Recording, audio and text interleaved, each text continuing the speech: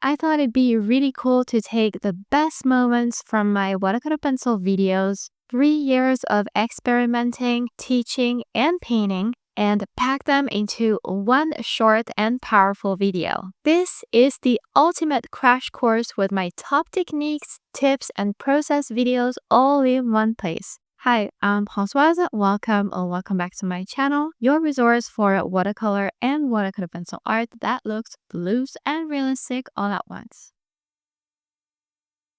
Compared to watercolors, the true strength of watercolor pencils is that they might feel more approachable to those who are used to pencils and aren't as familiar with painting with a lot of water. They confirm that their watercolor pencils and water-soluble pencils do not contain dangerous materials and are non-toxic, even if some colors are named after traditional pigments. They also stated that the powder and fragments from the leads are safe to reuse. Because a huge difference with watercolors, with traditional watercolors, is that they require less water. That makes them a very versatile medium, and they're also less prone to stains and other things that happen because of the water. And that's why I love them so much, especially in my watercolor sketchbooks, because these generally perform very poorly with traditional watercolors, even when they claim to be cotton. Most people ignore, I think, that they're so easy to work with and also incredibly forgiving. First of all, they are not hard to erase if you don't press like crazy when you color. Most of the pigment will come off. Then they don't need a lot of water to get activated, as I touched on before, and that makes them easier to control.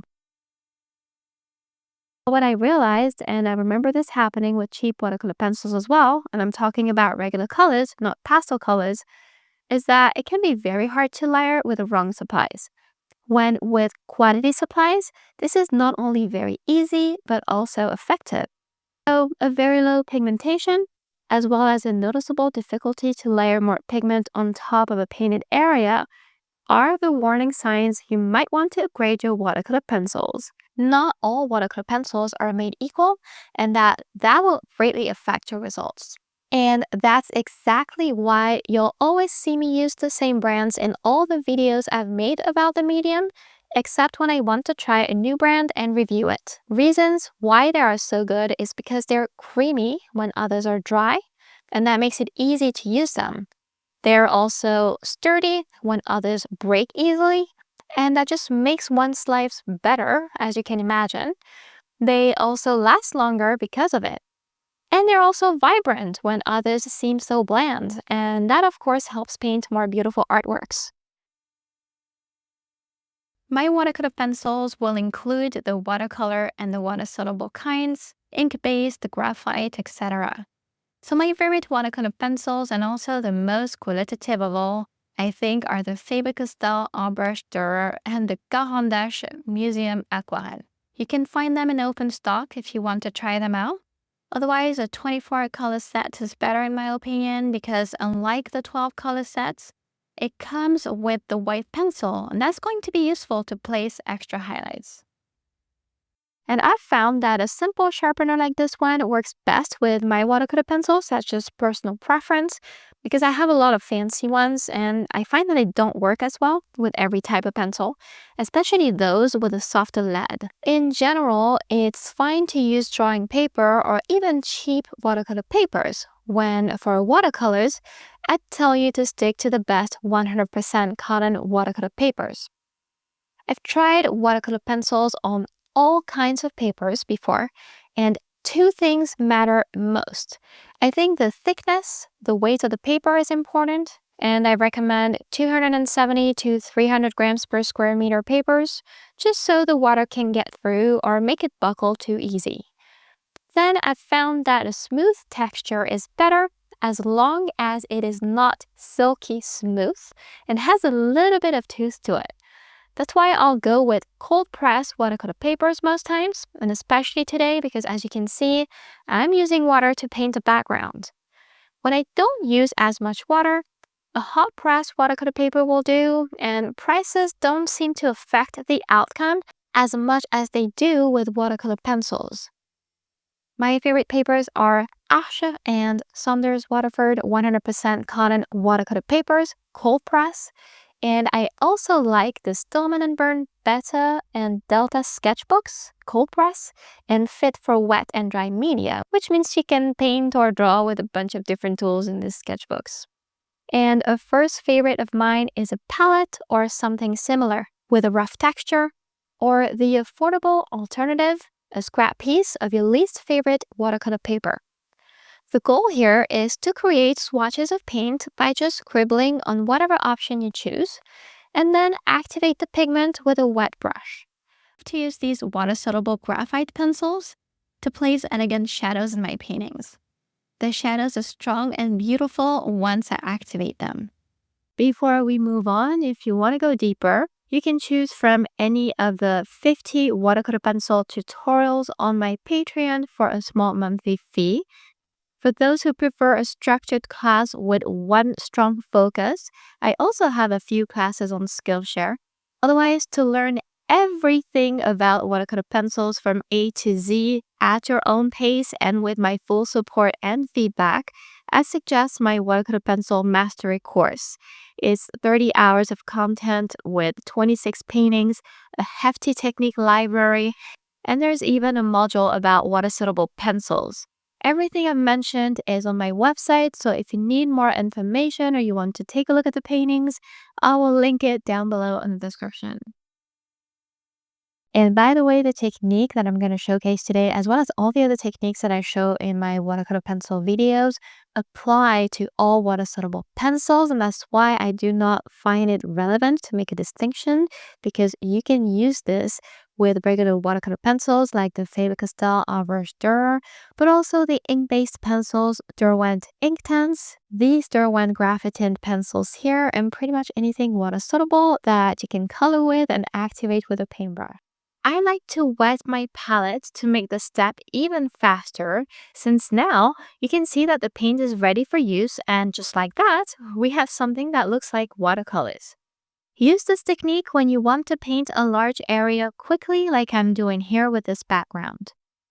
Also use it when you want to make sure that the paint itself looks smooth on paper, because one of the big downsides of watercolor pencils, and you probably noticed that before, is that they can look streaky even after blending them with water, is the pigment grading trick.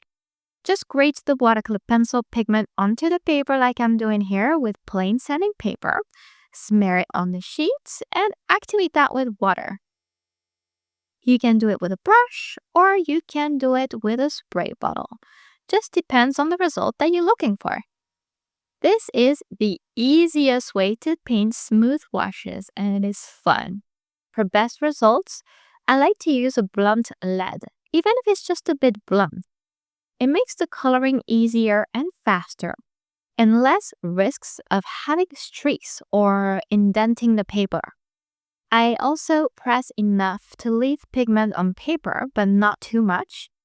And I use elongated circular motions, oval shapes, in other words.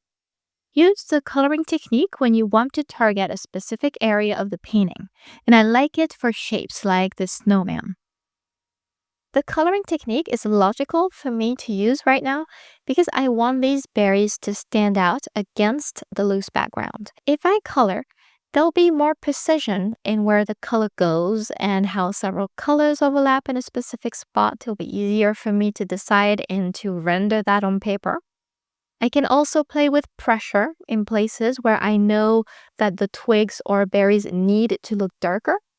And in general, coloring is better to deposit more pigment on paper quickly. Whenever we work on wet, like I showed you before, the pigment gets dissolved into the water and it's going to look not only softer, but also way lighter. So yes, coloring properly is important to render shape in a realistic way, but it's not enough. And that's why you can see I'm following the curve of the sea lion's belly with a pencil here. And I also do it there when shading this part of it.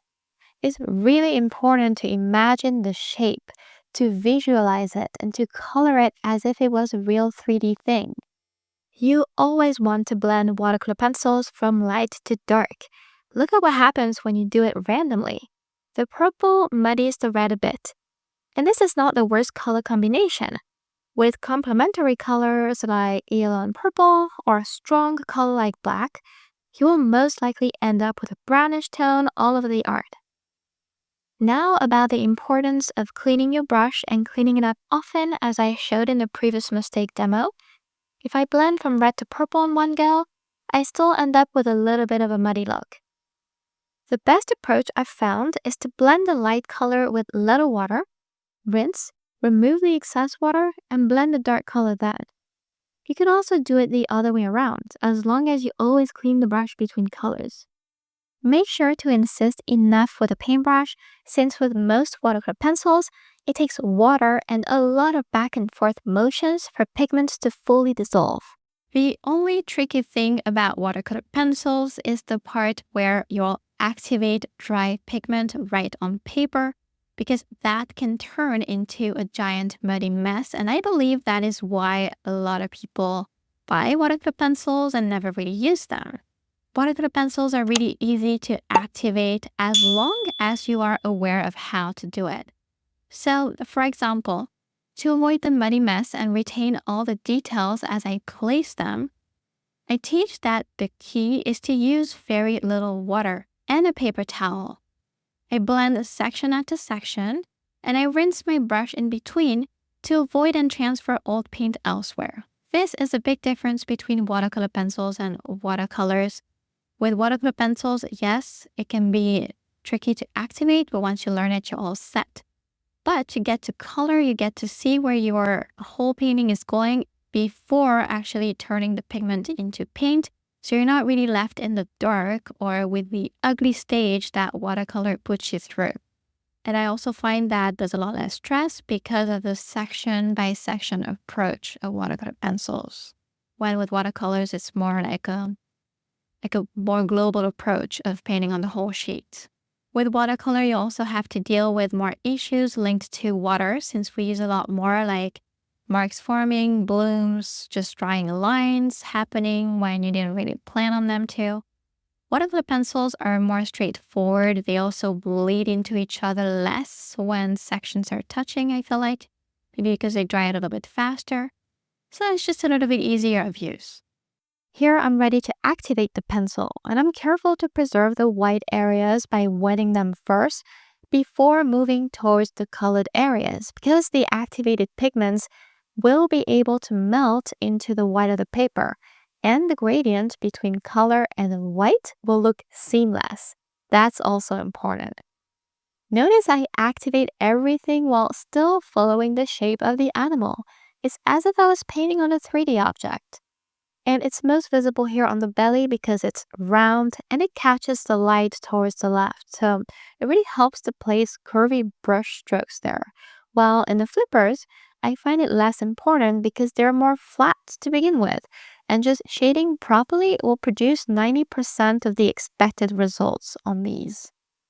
When I want more detail, more color, I can use the tip and press slightly harder. So you see how the way that you hold the pencil also gets you different results here. Sometimes it can also be helpful to leave these rounded parts alone, like the belly here, to avoid adding too much color, because what we want is to create a nice contrast between the light and the dark tones. Midtones are always important to bridge the gap between the two. You really need all three, and you can't get it through pencil pressure, through overlapping more pigment, or through using darker colors. And for the lighter tones, you can also leave paper white areas or add artificial highlights. To bridge the whites that I smudged earlier and the ones that I left untouched, I use lifting. I soften the pigment with water and I lift it off with a paper towel to create subtle transitions. Once the background was dry, I used an eraser to lift pigment for subtle highlights in the sea. It's a super simple hack that many use for colored pencils, but you can see it is so effective for adding light and texture as well on dry watercolor pencil paint. Is to wet the lead of a pencil with a paintbrush and just get the paint from there directly. Be careful when you do this to only wet the lead and avoid that wooden part. A tad of water on the brush is enough again. And I like to mix colors on the spot by wetting two leads one after the other. That's really easy to do. And as you can see, it works really well for quick and small touches of paint. Among other things, it's possible to either place pencil marks directly on wet paper or just wet the lead and deposit small chunks of paint for amazing texture and top vibrancy. That's why I love my white watercolor pencil for crisp highlights. For example, there are several ways to leverage leads and water. First, you can color in a wet area and a lot of pigment will come off the lead. It will activate itself right on paper. And this is fantastic to add a strong touch of color, but use that carefully because it's also very hard to remove. You can also get a strong, more opaque, and vibrant touch of color by using a wet paintbrush directly on the lead. And I did this here to get paint on my brush and then add texture to the leaf with a splattering technique. Another thing you can do is to dip the lead, try and avoid the wood, in your water jar and use that wet lead to add texture. And I use this technique last in a painting usually whenever I need to add bright colors in places, usually very small touches. And here you can see it's really effective to paint the dark holes in the leaf. I also like it for highlights with a white watercolor pencil. The more I progress within the painting, the more details, the least water I add or no water at all. This time you can leverage a super sharp tip. In the case of these lips, the sharp tip was perfect to create the small creases. I like to use my watercolor pencils as regular colored pencils from time to time. It's what I'm doing here with white. I use it like a colored pencil to create subtle details and a wet feather effect. And this is key, guys, here. You want to grate pigment while the paper is still wet, so it melts and settles naturally into it. The pigment stays exactly where you put it. I like my experience of painting Milky Ways with watercolor and white gouache. And that makes it way easier to control how the painting should look like and how much pigment is needed and where. Then dip a bright or a white pencil directly into water like I just did with water-soluble graphite. And then when you press the lead on paper horizontally and press harder this time, you'll notice you'll get chunky bits of melted pigment on, and it's a game changer to enhance the art because it's crisp and it's noticeable. It even goes on top of dark areas really well. I hope you've enjoyed this format. Let me know in the comments below if you did. This is the actual watercolor pencil playlist if you want to watch any of those videos fully.